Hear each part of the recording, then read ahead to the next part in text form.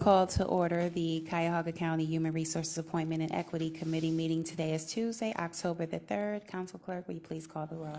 Calling the roll, Ms. Brown. Here. Mr. Gallagher. Here. Mr. Jones. Here. Mr. Miller. Here. Ms. Conwell. Here. There is a quorum. Thank you very much. Is there any public comment related to the agenda? No, Madam Chair, no one has signed in. Okay, and just as a courtesy, I'd like to take a moment of silence for the Las Vegas victims. So if we could just quiet our hearts and bow our head for one moment, please.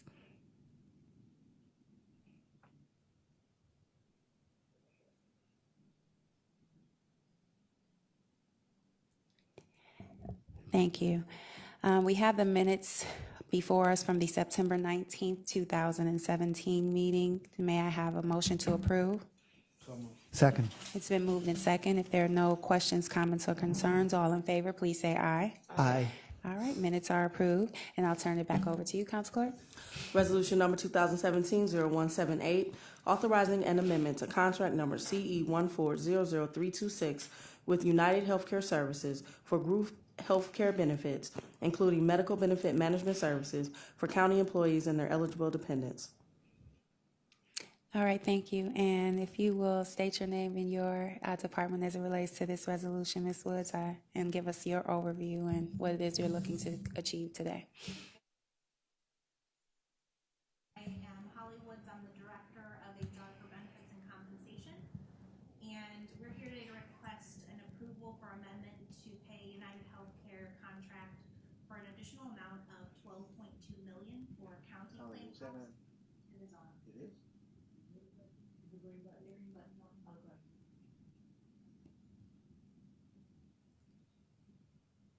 Mm-mm.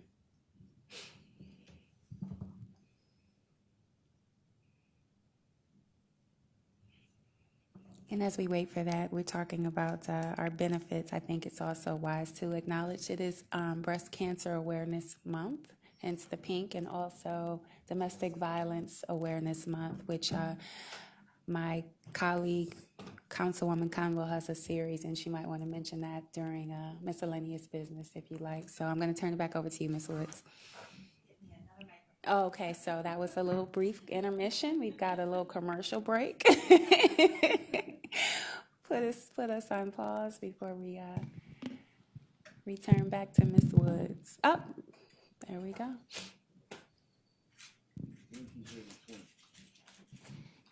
All right, good morning. I am Holly Woods, the Director of HR for Benefits and Compensation. So we're here today to request approval for an amendment to pay United Healthcare for an additional amount of $12.2 million for county claim cost. This includes $8.2 million to be paid for the remainder of 2017 and $4 million to pay for anticipated runout claims and administrative costs for 2018. The original approval was for $71.108890 for the 3-year period for both county and regional claims and administrative costs.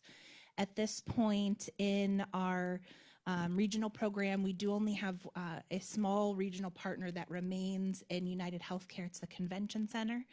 So the majority of these funds are purely for county claims and administrative costs.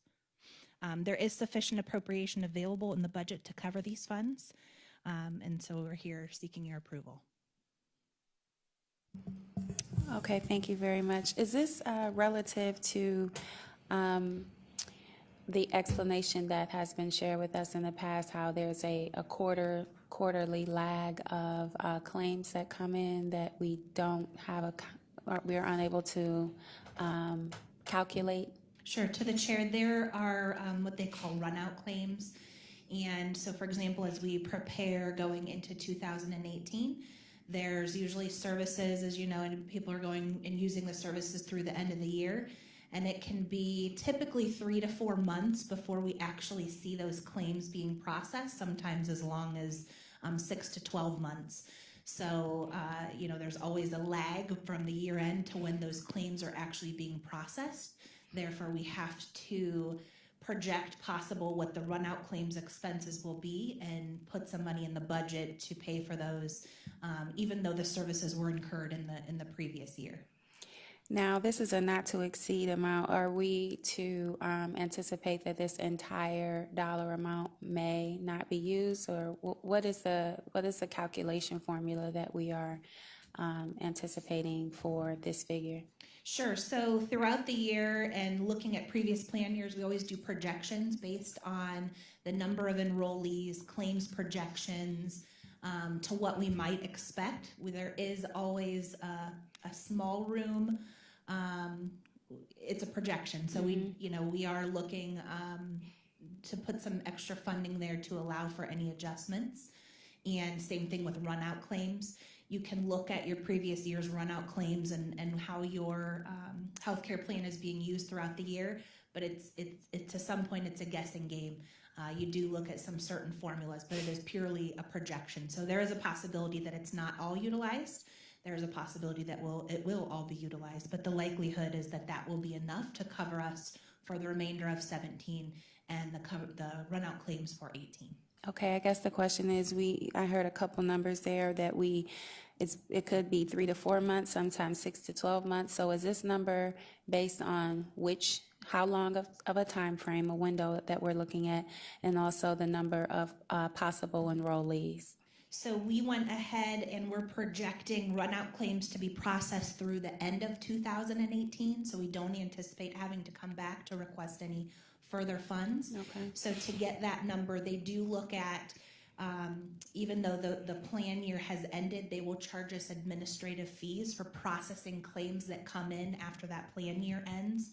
So we do some projections based on anticipated administrative costs, what those claims may look like, and we are going ahead and using the projection that'll take us through the end of 18. And the number of enrollees that correlates to? It does have an impact, so we're looking at the projection we use from our current enrollment, 1,731. So again, they look at every year and how the new hires or people dropping off the plan, and we're using the number of 1,731 enrollees to do those projections. Okay, and then the administrative fees, the percentage of this dollar amount that will be used towards administrative fees. Do you have a idea? Yes, so what they do is the administrative fees are a per employee per month cost, and they base that on the amount of enrollees in the plan. It's another formula, and it's approximately $33.08 per employee per month for the administrative costs. Okay, I'll open the floor up to my colleagues for questions. Any questions, comments, or concerns from the colleagues? Mr. Miller. Madam Chair, Ms. Woods, when does the current contract end? To the chair, to the committee, the current contract does end at the end of this year, so 12/31/17. So if the prior legislation extended through the end of the year, why do we need an additional $12 million? So we have to request the money to pay for any remaining claims in 17, and then again those run out claims. So again, they can use the plan up until the end of the year, and those claims, as in every year and just day to day, those claims generally have a lag time of being processed. So because the contract ends 12/31, the services are actually being provided prior to that date. You're just getting the bill for it later. So did the prior contract anticipate not having enough money to pay for claims through the end of 17? To the chair, to the committee, if I understand your question, every year when we look at it, it is purely projections. It is I'll say a best guesstimate based on utilization of the plan, enrollment, and what we can anticipate. But unfortunately, we don't have the crystal ball to always be exact. So it is common for us to come back and make adjustments, especially if there's high utilization of the plan. And at the beginning of the year for UHC, we always do projections on how many people we believe are going to change plans or where they may go. And this plan saw an extra 143 enrollees, so that took our numbers up from where we projected. So the projections were a little off for this, and based on the utilization for year end and run out, we've got to adjust. So the 12 million reflects that expenses for this particular program were higher than what was previously anticipated. Correct. And you said only one regional partner uses this plan. Are the other ones using Medical Mutual and Metro? To the chair, to Councilman Brown, yes, they do have Medical Mutual and the Metro Health Plan. And am I correct that United Healthcare is being phased out and it's not going to be an operating plan for 2018? Is that correct? That is correct. So that's partly why we need to pay this run out, because it's not a continuing plan, but we need to close the books out. Is that correct? That is correct. If we were remaining, we would still have to build that into a budget for next year, but because we're not asking for a normal 2018 budget for a new contract, it is an additional expense. But again, it would have been built into the budget had we remained with United Healthcare.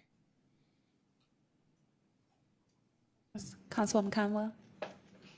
Through the chair to director, have the negotiations for the 2018, so it's going to go 2018, 2019, and 2020, have those started yet? To the chair to Councilman Conwell, yes. We are engaged with the providers currently and working on getting new contracts for the next 3 years that will start in 2018. Do you know which individuals or organizations we're dealing with? Yes, we are remaining with Metro Health and Medical Mutual. The only two? Correct. For Thank the you. major medical. Thank you. Madam Chair. Councilman Miller? Do we know definitively yet when the open enrollment is? Yes, open enrollment will. Let's see if I have those dates. I can let you know, we're just about to send the communications out, and I don't have a calendar, but it will begin at the end of October through the first week of November, and the dates are escaping me right now, but I can confirm those for you. Okay. I think it's the 17th through the November 2nd, I believe. 23rd, October 23rd through November 2nd. November 3rd. October Question on that 23rd point. through November 3rd. Okay. Councilwoman Conwell? Just following up through the chair to director, following up on Councilman Miller's question. Last year for the open enrollment, do we have to go through? Does employees have to go through the open enrollment if they have the vision and dental only?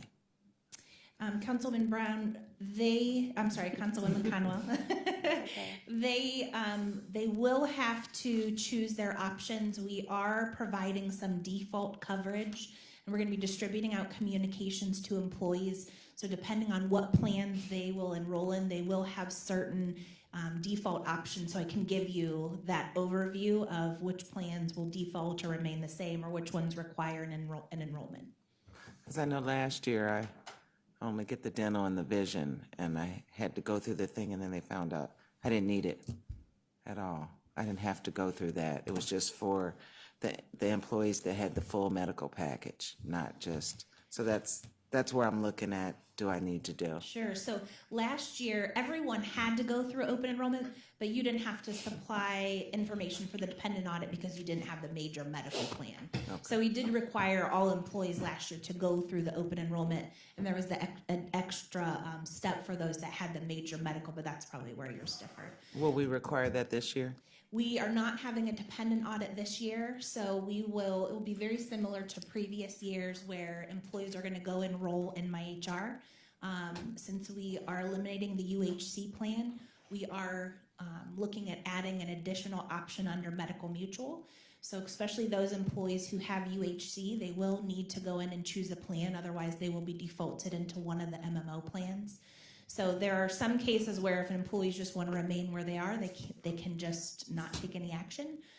But some of our plans require action, like the flex spending accounts and things like that. So we'll be communicating to employees exactly what they need to do, and they can do that on their own through My HR.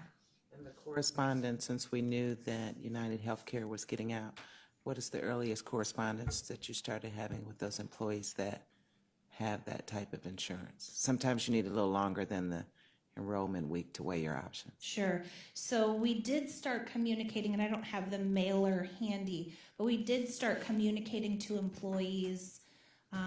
It was either end of July or early August that we were terminating the UHC plan, and that through Medical Mutual, they had expanded to the university hospital system has now expanded their coverage, and they're now completely covered under the Medical Mutual plan. And so we did start notifying employees probably about a month ago that they were going to need to look at the plans and explore different options, and that we were looking to build an additional option under Medical Mutual, especially for those employees who really need the out-of-state coverage, because our current MMO plan is an EPO plan, which is a in-network plan, and we wanted to build an additional plan that they can choose from, since they have two options under United Healthcare today. So we did start that communication. The final piece that they need to see to actually make a choice on that is the rates and the co-pays, and we'll be distributing that early next week so that they can dive into the details of the plans to decide which one that they want to go with. Thank you. Okay, and just a couple more follow-up questions. We talked about 71 point, I think it was $8 million that you originally said. Was that the original number, or is that the total number of this contract, dollar amount? The new 3-year total will be $83,308,890. That's total county and regional claims and administrative costs. Okay, and then and this number is based on 2017. Do you have what we paid in 16? Well, okay, that's for 15, 16, and 17 then, right? Correct. That would take us through the 3-year contract. Okay, perfect. And you mentioned the 143 additional enrollees. So are we looking to see, I know again it's a projection and there's no perfect science to figuring out that number, but are we projecting our numbers to be about the same, less or greater as it relates to enrollees? So you will, of course, see a migration in the plans. We anticipate that because of the type of plan that United Healthcare had, we anticipate most of them will go to one of the Medical Mutual plans. It's likely the new plan that we're providing, it's a PPO option. Mm-hmm. So you will see a shift to, we anticipate the majority of them will go to Medical Mutual. Some may go to Metro if they explore other options, but Medical Mutual will be most comparable. And we do also anticipate some additional changes in enrollment to our VSP Vision plan. As we're making some changes there as well, we anticipate that some more people will move to that plan. So we do anticipate some shifting this time, and we do have some projections that I can share with you. Okay, thank you. And then I want to also point out to Councilwoman Conwell and the committee as well that we did have a meeting with regards to this with the HR administration, and they communicated to us that they've also been in contact with the union leaderships to notify their employees that this change is occurring. So in addition to the mailing, there were some meetings that took place with leadership, if I understand correctly. Is that right? Yes, Councilwoman Brown. We did meet with the union leadership and gave a presentation on how the plans were running and the reason for shifting away from UHC. And then we're actually going to be meeting with them this week to start talking about open enrollment planning. So our goal is to get to them before we do any mass distribution so that they're aware of everything that's coming and they have some time to ask questions and digest it as well. Okay, good. And I think the committee can certainly appreciate you taking that initiative, and so we like it when we can get ahead of things. So if there are no additional questions, comments, or concerns, this looks like it needs, do you need 3 or a second reading suspension? Yes, I'm requesting a second reading suspension. Okay. Are there any questions, comments, or concerns from the committee? There being none, I'll make a motion to move this item to the full body of the council under second reading suspension. Do I have a second? Second. It's been moved and second. All in favor, please say aye. Aye. All right, this will move to the full body of the council. Is there any miscellaneous business?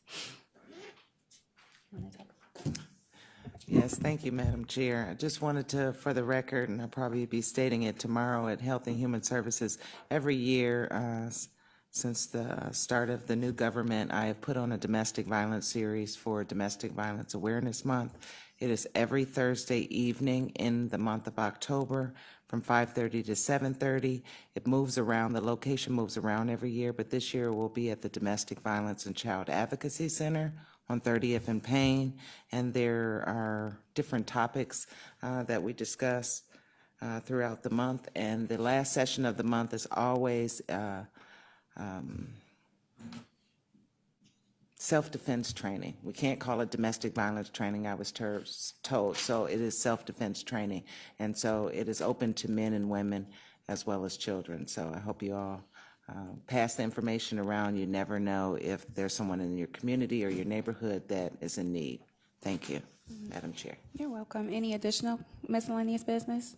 If there is none, any public comment related to the unrelated? No, Madam Chair, no one is signed in. All right, this meeting is adjourned. Thank you, everyone.